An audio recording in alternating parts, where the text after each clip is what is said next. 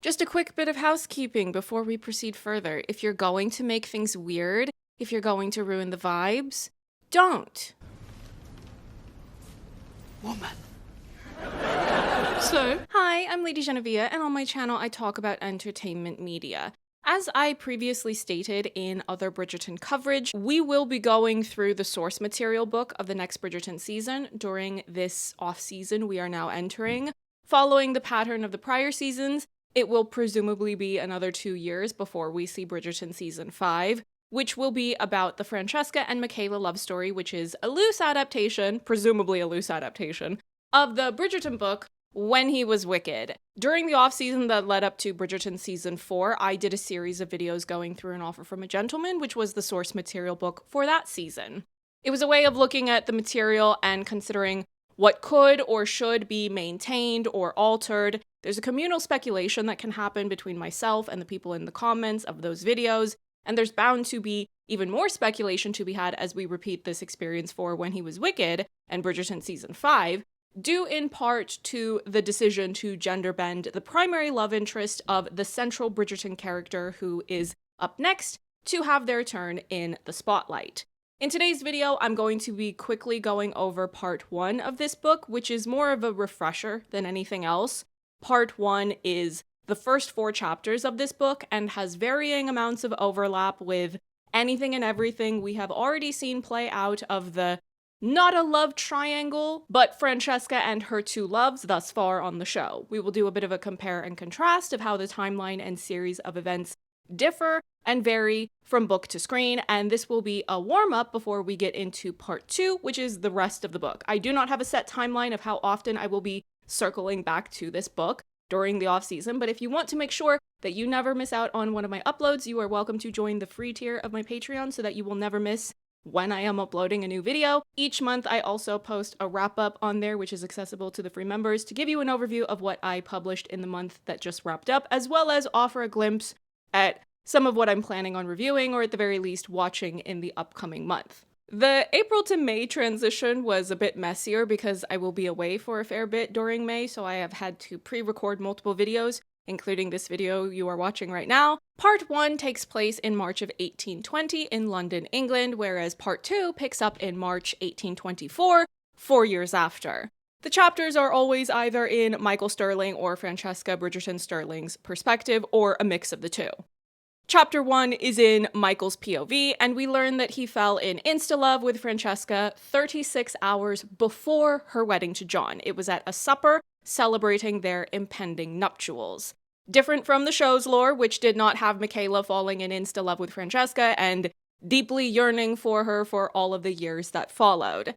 Michael in the book is promiscuous. He regularly seduces women, but never ones that are happily married or ones that are inexperienced. If it's a woman who is unhappily married, she needs to have produced 2 or 3 male offspring already, presumably so that he doesn't have to worry about getting pulled into a mess of potentially fathering a son within someone else's line of succession. You're basically white. That's true. Name every character on Succession. Logan, Kendall, Shiv, oh, you know. So, all of this to say, he does consider the ethics of things a fair bit, which is why, no matter how ridiculously in love with Francesca he is, he will never make any moves on her. He loves both her and his cousin John far too much to ever do anything that would disrupt their happiness.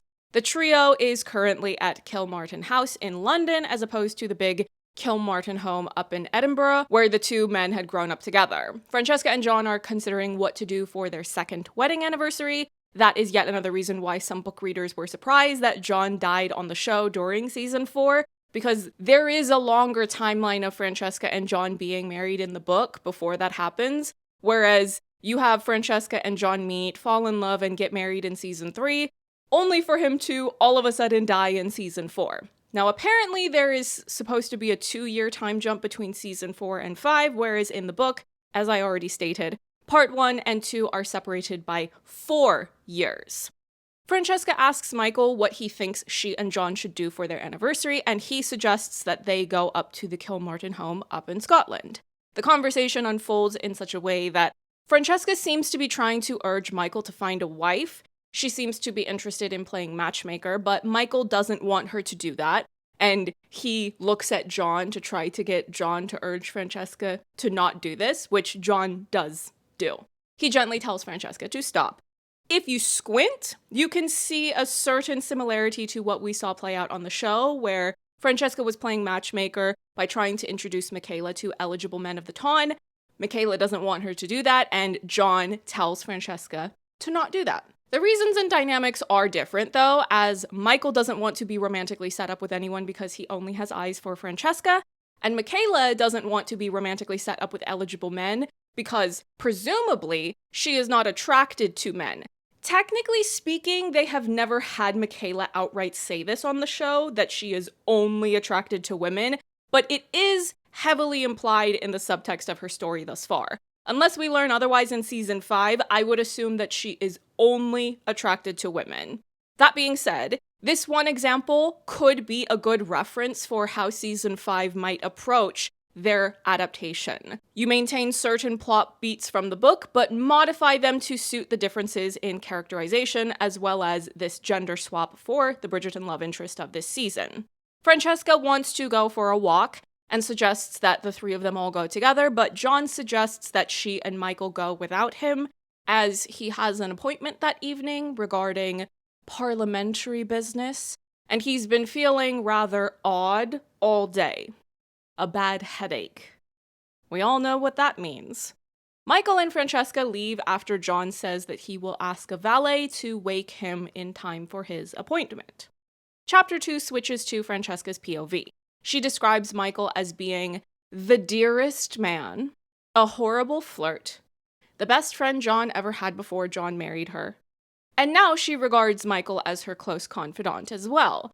We learn about her deep love for John. I'm going to read this part from the book so that it can offer more context on how their relationship is characterized. She often wondered if part of her attraction to John had been the simple fact that he removed her from the chaos that was so often the Bridgerton household. Not that she didn't love him, she did. She adored him with every last breath in her body. He was her kindred spirit, so like her in so many ways. But it had, in a strange sort of fashion, been a relief to exit her mother's home, to escape to a more serene existence with John, whose sense of humor was precisely like hers. He understood her, he anticipated her, he completed her.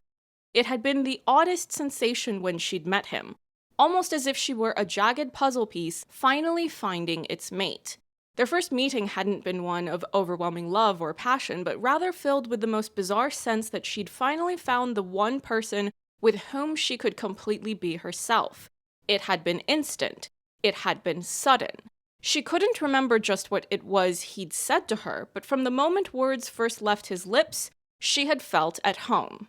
If you haven't read the book, but you are engaging in online communal spaces and discussions, it's important context to have. There are some folks who are being needlessly hostile about season 5 and the gender swap of this love story, but there are others who are more so focusing on some of the other changes made to the story. Anytime there's something put forth on the show that seemingly undermines the deep love between John and Francesca, that can suggest to some viewers that Francesca's love story with John is being treated as secondary, even though in the books it's very much presented as Francesca having two great loves. My personal advice is to just spend as little time as possible on social media because these sites are coded to encourage animosity and hostility for the sake of engagement. But if you would like to stay on there, that's your choice to make. A complaint about changes to Francesca and John's relationship on the show does not necessarily mean that that specific social media user opposes Francesca and Michaela's love story. Particularly when we talk about storytelling on television, where you have far more hours of material to review, analyze, and discuss, it's to be expected to have a mix of feedback, both positive and negative, depending on which particular facet of the story you're honing in on. Francesca and Michael enjoy their walk. We learn that they have a recurring joke where Michael will either tell Francesca or Francesca and John together something wicked. Basically, even though Francesca and John are happily married and very well behaved, it doesn't mean they don't want to hear about some of the messy, salacious shenanigans Michael is getting up to in his promiscuous life. They return home where the valet informs Francesca that This valet has knocked on the door to John's room, but John hasn't responded. She goes up to wake him while Michael waits downstairs, and Michael hears her scream because John is dead. The chapter switches to Michael's perspective as he comforts an understandably distraught Francesca. Michael has to meet with Lord Winston, who handles the paperwork for aristocratic nonsense regarding the House of Lords. In this household, we loathe the House of Lords because we read The Strange Death of Liberal England by George Dangerfield, and we know that when the House of Lords lost their veto power in Parliament, there were devastating consequences for Ireland. So I have nothing but hatred in my heart for the House of Lords. They're on my list of enemies for all of eternity. Lord Winston is asking really intrusive questions about whether or not Francesca is pregnant, and if she is, a member of the committee will need to be present at the birth in order to prevent baby switching. I hate this. Of course, on the show, it was not Michaela who was present throughout the various stages of addressing this question of Francesca's potential pregnancy after John's death. Michael does not like being called Lord. Michael threatens Lord Winston when Lord Winston suggests that he will go himself to ask Francesca about whether or not she's pregnant. Michael is devastated by the loss of John. He loved John, and regardless of his own feelings for Francesca, this is not something he ever wanted to happen. He sends Lord Winston away and goes to check on Francesca, who is concerned about telling John's mother what's happened, so she has sent for her. She then reveals to Michael that she is pregnant. In chapter 3, Francesca is spending time with John's mother, Janet, and Michael's mother, Helen. One of the somewhat recent casting announcements includes actress Jacqueline Boatswain, who will be playing Michaela's mother, Helen, on the show. These women know that Francesca is pregnant and are helping to look after her. Michael has been distant. He still visits several times a week, but emotionally and psychologically, he is very different now. Francesca understands that he's grieving too, but she cannot help but feel lonely even with these mothers present to keep her company. She wants Michael to be more present with her because she feels that he is the only person who had loved John as much as she did. And he is a link to John that she doesn't feel like she fully has right now. Janet asks Francesca about her pregnancy symptoms, and Francesca says she's not feeling all that different. The conversation shifts to the topic of Michael. Women in the area are hoping to go after him as a potential husband for their daughters, but they need to know whether or not Francesca is carrying the next Earl of Kilmartin. If Francesca is carrying a boy, that's the next Earl. But if she's carrying a girl, Michael would get the title. I know folks in my comments have told me that the show is leaning into certain historical rules about women in Scotland being able to inherit titles, but the book doesn't seem to be following that lore, at least based on what's happening in this conversation. Francesca says she's feeling tired and wants to go upstairs to take a nap, but when she stands up, Janet gasps, and when Francesca turns around, she observes that there is a patch of blood where she was just sitting. Meanwhile, Michael is elsewhere, grieving about this entire situation, John's death, his years of loving Francesca and refusing to do anything about it because it wouldn't be right, and now Michael feels guilt-ridden that he's still in love with her while she is a grieving pregnant widow. That guilt is why he's been so distant. His valet brings a footman in from Kilmartin House, as this footman has brought a message from Michael's mother. The letter tells Michael to come quickly, as Francesca has lost the baby. This is one of the noteworthy differences between the book and the show. In the book, Francesca was pregnant and she miscarries the baby. She experiences fertility struggles, which Francesca also did experience on the show, but show Francesca is presented as not actually being pregnant, unless they were to do a surprise when season 5 airs and go, surprise, she was pregnant the whole time, so Michaela's going to come home and have a brand new nephew that will eventually be her son. That's not an actual suggestion or prediction I'm making, by the way. I'm merely pointing out that they don't have ultrasound machines in the 1800s, and I don't trust any of those old-timey doctors in these period pieces. Michael rides as quickly as possible to Kilmartin House and meets his mother, who catches him up on things. Francesca has been in shock. There's been lots of crying. Michael is the Earl now. Violet wants Francesca to go back to Bridgerton House, though Francesca has not decided either way what she would like to do next. The doctor has told Francesca that she is not to be moved for several days for her health. Francesca has also been asking for Michael, who panics and says he can't go in there. Michael thinks that he will not be able to do anything for Francesca. His mother says that Michael can be her friend, but Michael is too panicked and overwhelmed, so instead of going in and visiting Francesca, he runs away from Kilmartin House. But it is implied that he will try to come back tomorrow. Maybe find his bravery then. Chapter 4. Over the next month, Michael is miserable. He has to go through all sorts of pomp and circumstance, sign numerous documents as Kilmartin instead of Stirling because he now has the title, and he is referred to as my lord. He hates all of this because it feels like John's spirit is being pushed away. Eventually, Francesca visits Michael at his place to confront him for avoiding her.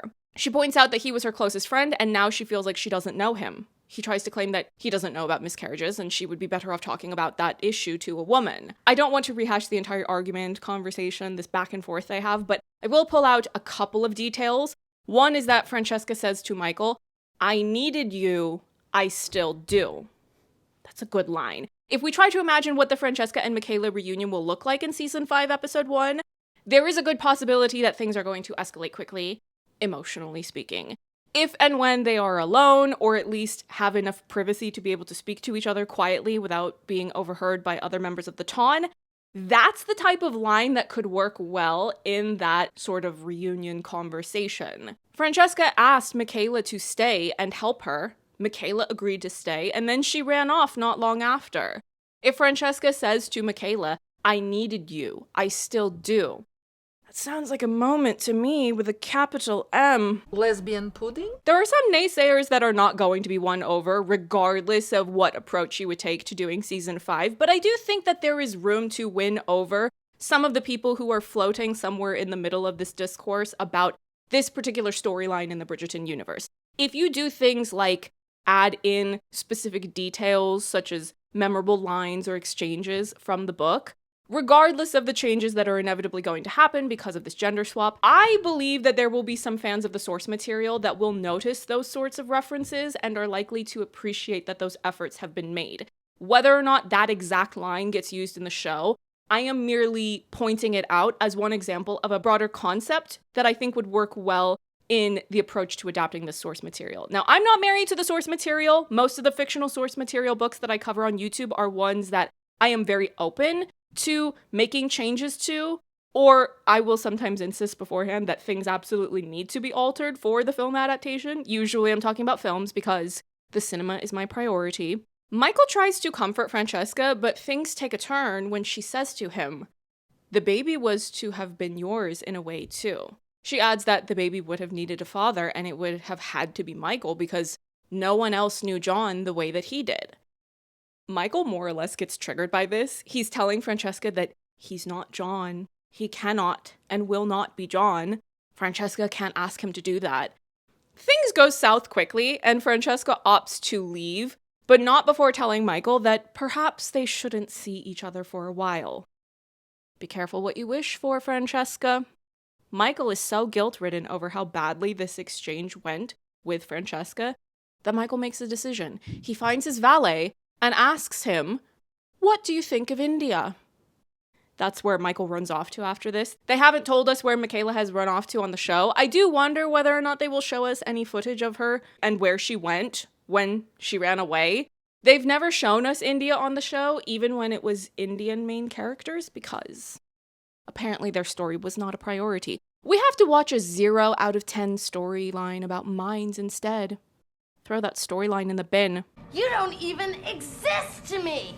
That is an overview of the first 4 chapters of When He Was Wicked. Hopefully, if you are watching this without having read the book, you feel like you have more of a sense of how the source material compares with how they have built the relationships of this trio on the show. It felt easier to joke around when we were going through Benedict's source material book because he's a comedic character on the show. He always has been. It was also really fun to roast the book version of his character for badly needing a personality makeover. With these first 4 chapters, you have a really traumatic, tragic death, all of this grief ripping through an extended family, and then Francesca loses the baby on top of all of that. And now, yet another English aristocrat is about to burden occupied India with his presence. Our friendship is built on our mutual distrust of England. I don't know if I will feel inspired to make more jokes in the later chapters of me talking about this book, the way that I did with Benedict's book. We will just have to wait and see. I don't have a specific time in mind of when I will be back to do the next batch of chapters, but the plan is to go through the entire book before season 5 airs.